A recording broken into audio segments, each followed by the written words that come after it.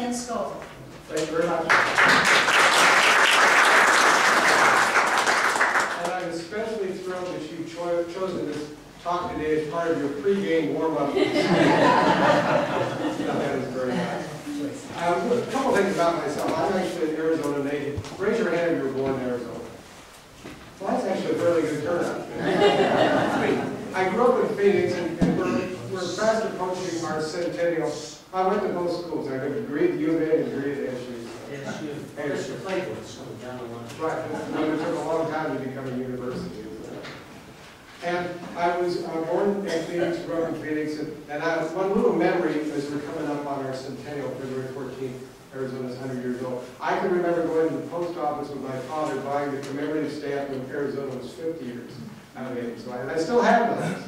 So it's a nice memory, and I'm sort of thrilled I made it. It's not February 14th yet, but I think I'm going to make it out. And being a person that's a native and interested in history and all that, I've taught for a lot of years for Atlanta School District and give an education program. I've been involved in historic preservation and all those things since 1985 when I came back to Tucson. I graduated in 1973. And so I think that anybody that's interested in history, the big question is always why. Why did something happen? Why did it go on? And all the years that I've gone to tours and researched Fort Lowell and all the other areas in Tucson, I always came up with why. And then later on I discovered if you really know Fort Lowell, you know the history of Arizona. So that's sort of why the talk is going to be on. And the big question is, why is Arizona the state that it is today?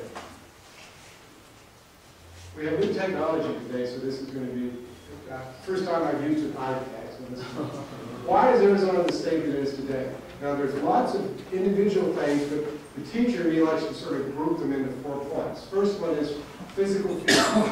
We're constantly defined by our physical features. No matter where in the world, you're going to be defined, human interactions will be defined by physical features. Second one is cultural areas. All the different people that have called this place, and eventually we call Arizona, call it home. So that's the second part. And you think about those cultural areas, food, music, literature, architecture, all those things that have been brought here from somewhere else that went into the mix. And then the third one, and to different levels, denial of the environment's limitations. Well, that's it. Part of what's made Arizona the place it is today. And then the other one is, and this is where people make, but it's true also, economy based on extraction, growth, and real estate speculation. And we're in one of those bus cycles right now. We're in the bus cycles, and we've got a pretty good bus cycle going on now. So those are the 4 things. The one that I didn't have up there today, and it's always the mix of all the other things, that's fine, but that's how it is I didn't mention politics. But politics is a uniquely human endeavor, and that certainly impacted those 4 major categories. Now to break it down a little bit more, the teacher did. Tucson, Arizona, Tucson, and Fort Lowell, layers of culture. We're going to be talking about these 2. At the very bottom, I put the physical features, and realizing the state is divided into really 3 sub-regions. The plateau, we'll show you, we got all kinds of maps. The plateau, the mountain, the desert, and then always water issues. But think about all the different, and it's nice to sort of think of things from an archaeological perspective. You go deep enough in the ground and find the remains of prehistoric people, the remains of the Native Americans, the remains of Spain, Mexico, the territory, statehood at the present. So we've got all those different layers of culture in those up. How's that for a good picture of the grand community? And sort of tying in a little bit with physical features. You could be anywhere in the world, but let's figure you're in downtown Tokyo, and I've not been there, but if I was walking downtown Tokyo and I told them I was from Arizona, they would probably think the Grand Canyon would be the first thing that would come up with a connection with Arizona. In fact, when you go up to the Grand Canyon, you almost want to sort of hear English once in a while, because it's so many people from visiting. But that physical feature defines Arizona. That gives Arizona a sense of place among all the other things we see. And now here, thinking about those physical features, the landforms, here would be the Grand Canyon up in this area. This is the whole plateau region, painted this over here. San Francisco peaks with our highest peak, Mount Humphreys here. And it's almost like, the mountain range is almost like an S that runs through the state, sort of an S curve, and then the desert regions through here. Oops, one back.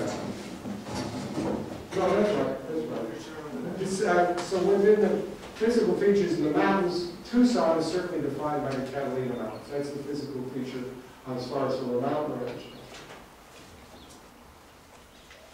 Now, because of those mountain regions, the snow, the change in climate, melting snow, now we'll start getting all the major drainage areas, from the Little Colorado to the Colorado River and Lake Powell up here, and then in southern Arizona, the Salt up in the Phoenix area, and then Tucson, the San Pedro, the Santa Cruz, and they both flowing north, emptying into the Gila River.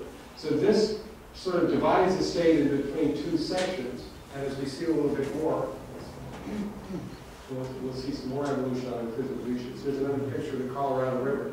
And think again how the water source is always going to be the location where culture is going to emerge. Because you're just going to have that to survive for agriculture and all those other things.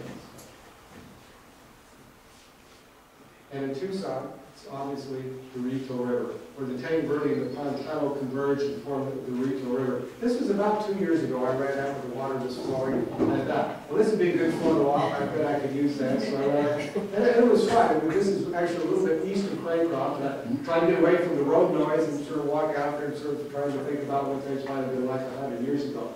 Realizing the first people that came out here, whatever group you want to pick, 100 years past, from the Rincon Mountains to where the Santa Cruz and A Mountain is, was this corridor of mesquites and cottonwood trees that would just line the whole way. Just a riparian oasis for people coming in from other parts of the desert.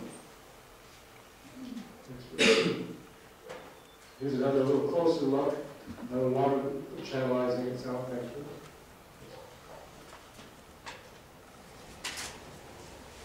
See these? Okay.